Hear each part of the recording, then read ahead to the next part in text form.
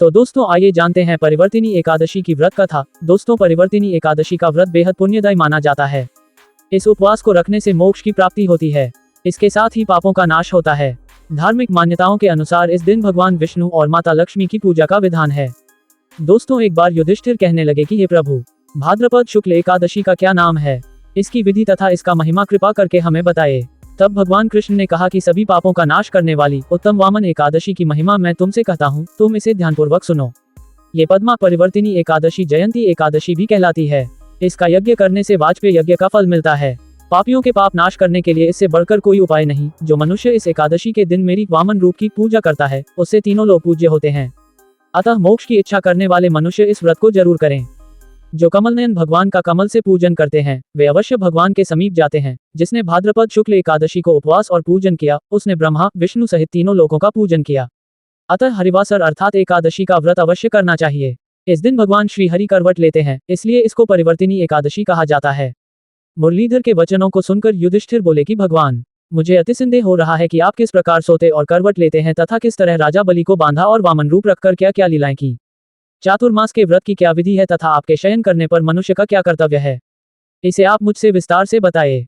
तब श्री कृष्ण ने कहा कि हे राजन, अब आप सब पापों को नष्ट करने वाली कथा का श्रवण करें। त्रेता युग में बलि नामक एक दैत्य था।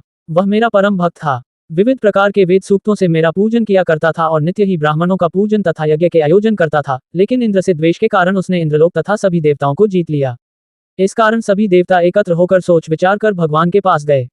बृहस्पति सहित इंद्रादिक देवता प्रभु के निकट जाकर और नतमस्तक होकर वेद मंत्रों द्वारा भगवान का पूजन और स्तुति करने लगे। अतः मैंने वामन रूप धारण करके 5वां अवतार लिया और फिर अत्यंत तेजस्वी रूप से राजा बलि को जीत लिया। इतनी वार्ता सुनकर राजा युधिष्ठिर बोले कि हे जनार्दन, आपने वामन रूप धारण करके उस महाबली दैत्य को किस प्रकार जीता। तब भगवान कृष्ण कहने लगे कि मैंने बलि से 3 पग भूमि की याचना करते हुए कहा कि ये मुझको 3 लोक के समान है और हे राजन, ये तुमको अवश्य ही देनी होगी। राजा बलि ने इसे तुच्छ याचना समझकर 3 पग भूमि का संकल्प मुझको दे दिया और मैंने अपने त्रिविक्रम रूप को बढ़ाकर यहाँ तक कि भूलोक में पद, भुवरलोक में जंघा, स्वर्गलोक में कमर, महलोक में पेट, जनलोक में हृदय, यमलोक में कंठ की स्थापना कर सत्यलोक में मुख, उसके ऊपर मस्तक स्थापित किया।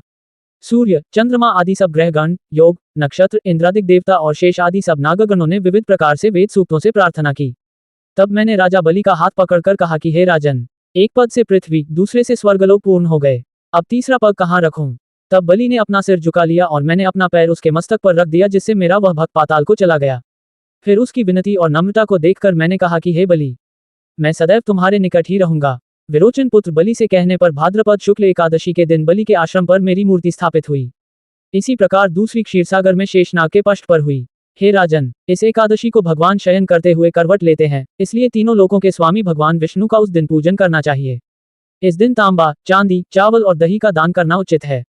इसके साथ ही रात्रि को जागरण अवश्य करना चाहिए। जो विधिपूर्वक इस एकादशी का व्रत करते हैं, वे सब पापों से मुक्त होकर स्वर्ग में जाकर चंद्रमा के समान प्रकाशित होते हैं और यश पाते हैं। जो साधक इस कथा को पढ़ते या सुनते हैं, उनको 1000 अश्वमेध यज्ञ का फल प्राप्त होता है और श्री हरि की कृपा सदैव के लिए प्राप्त होती है।